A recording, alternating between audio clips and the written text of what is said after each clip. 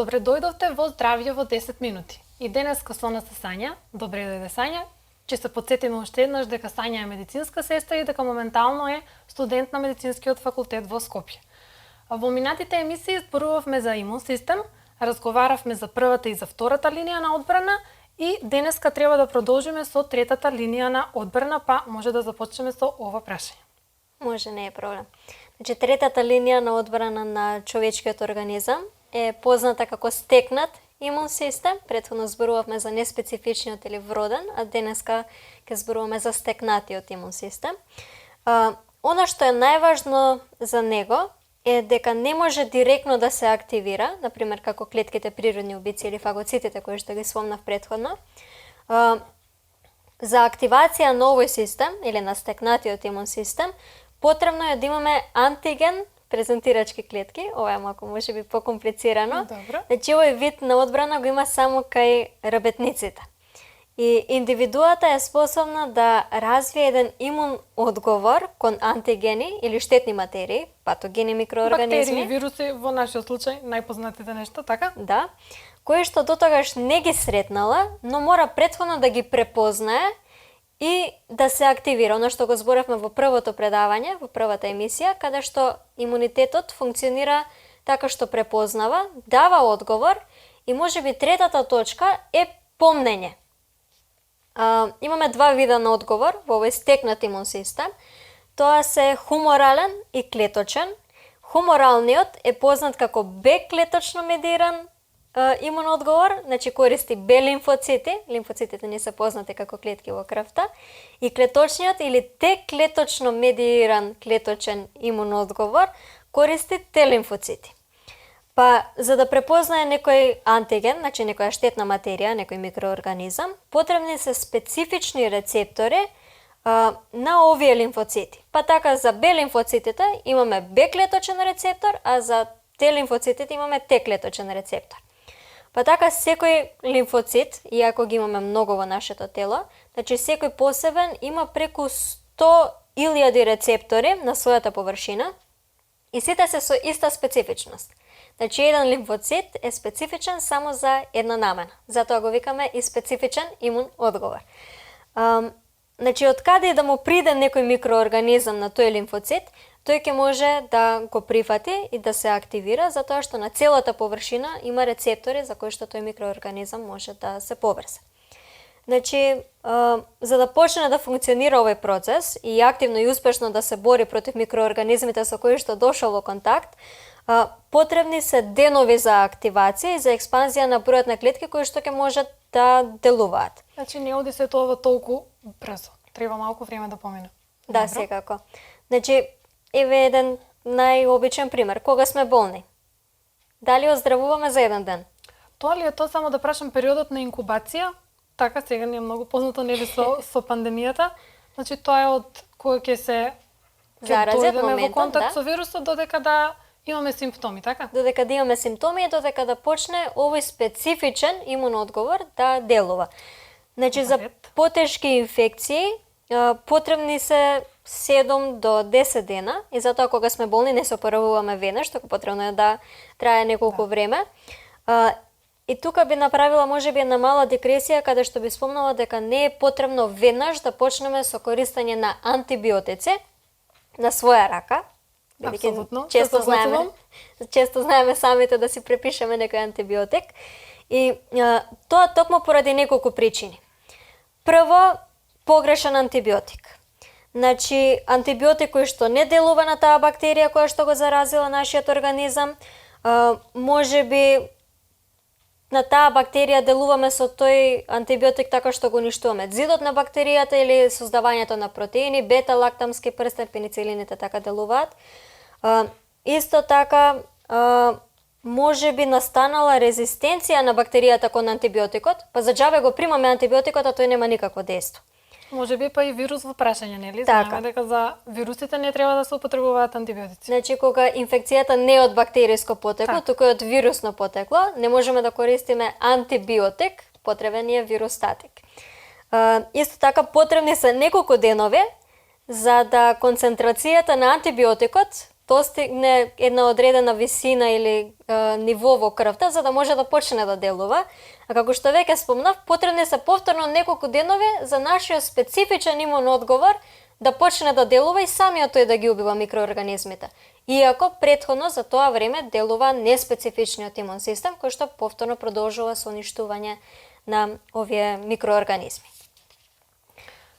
Во ред, колку време му е потребно на овој дел од нашиот имун систем, на третата линија на одбрана, да се активира и ефективно да делува? Значи така, после првиот контакт со микроорганизмот, така, значи потребни се недела до 2 седмици за да почне да делува специфичниот имун систем, а неспецифичниот имун систем почнува да делува моментално, значи во првиот контакт кога ќе дојде во нашиот организм. А тоа, например, дали зависи од нашиот имун систем или зависи од антигенот со кој што сме биле во контакт? Значи, од типот на вирусот, бактерија или нели некој има по-силен имун систем, некој има по-слаб имун систем? Од што зависи тоа? Точно колку дена ќе му треба за да се активира? Значи, секако зависи од бактеријата, од количината, тоа е збројот на патогените кои што навлегле внатре во нашиот организам, зависи од тоа во каква состојба се наоѓа нашиот имун систем, дали сме го ослабеле, дали е доволно јак. Исто така зависи и од многу други фактори, значи надворешни фактори, доколку е летно време, некои од микроорганизмите пред да влезат во нашиот организам може да бидат уништени со помош на UV зраците, можеби некоја храна која што сме внели или можеби некои лекови кои што ги користиме во меѓувреме или терапија која што ја примаме, значи делува на различни начини. Има повеќе фактори кои што влијаат на тоа. Така. Во ред, ти благодарам на одговорот. Сите сме запознати со темата антитела, така. Па може ли да ни објасниш функцијата на овој дел од имуниот систем, односно функцијата на антителата? Така. Значи антителата се всушност протеини кои што изгледаат на буквата У или Y на латински. Имаат можност да препознаат и да неутрализираат тела, тоест антигени со кои што телото дошло во контакт. Па така постојат преку 100 милиони различни антитела, иако има 5 групи, најпознато ни е IgG, IgA, IgE, IgM. Значи антителата се многу ефикасни, тие го обележуваат натрапникот и другите ефекторни механизми го уништуваат. Значи, оно што е битно е дека антителото нема способност да уништи или да убие. Значи, тоа само обележува и другите делови од неспецифичниот имун систем или специфичниот, тие можат да почнат да делуваат. Значи, пример, антителото потребно е да се поврзе со антигенот за да може нашиот организам да го уништи. Да го препознае. Така, тоа се нарекува антиген-антитело комплекс. Значи мора да бидат заедно поврзани во еден вид на ланец за да можеме да почнеме да делуваме. Ги спомнавме компонентите на вроден и стекнат имун систем, можеме накратко да ги повториме. Значи во вродениот или неспецифичен имун систем. Минатиот пат што разговаравме за него, така? Така, да. Значи тука ги имаме кожата, мукозните мембрани, нема меморија, значи нема способност откако ќе го препознае и да даде одговор, нема способност да направи меморија, каде што во стекнатиот имун систем Б клетките. Ја запамти болест, така и да се спречи наредна инфекција со тој. Ред? Така, да. Значи тие работат или вродениот имунитет работи така што тој препознава одредени образци и изглед на некои бактерии, дали имаат камшичиња, дали немаат, која нивната големина и така ги препознава. Додека пак во стекнатиот ги имаме лимфоцитите, Т и Б лимфоцити, имаме меморија, имаме создавање на антитела, препознавање на антигени преку Т и Б клеточните рецептори кои што претходно ги спомнав и тука имаме секретирање на антителата. Во ред, значи со помош на овој специфичниот имун одговор, тој ни дава можности за меморија, како што кажа, и спречување на следна инфекција со вирус или бактерија кои што веќе сме ги прележале, така? Да. Добро, во ред. Може ли да ни кажеш, после се во ова што го кажавме денес, бидејќи е малку покомплициран овој дел од имуниот систем, каков заклучок би извлекла да биде малку поедноставно кажано и нешто што би можеле да го запамтиме поедноставно? Да, еден мој професор по предметот имунологија имаше една реченица ставено, вели раштимај го и бум ќе видиш каков неред следи.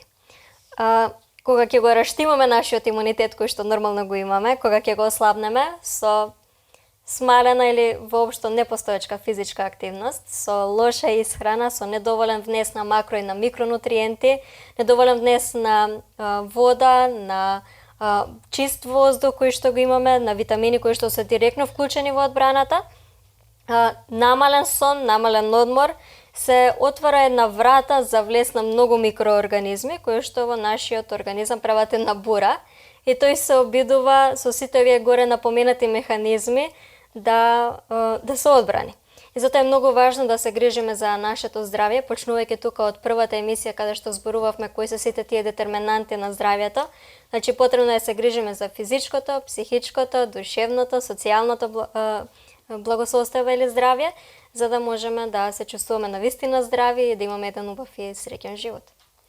Во ред, Сања, ти благодарам многу, повторно ќе кажам, за сите овие информации кои што ги сподели со нас. Вам, драги гледачи, ви посакувам добро здравје, да се грижите добро за вашиот имун систем и да правите се што е во ваши раце, како што кажа Сања, и се до следно видување, останете живи и здрави и поздравени.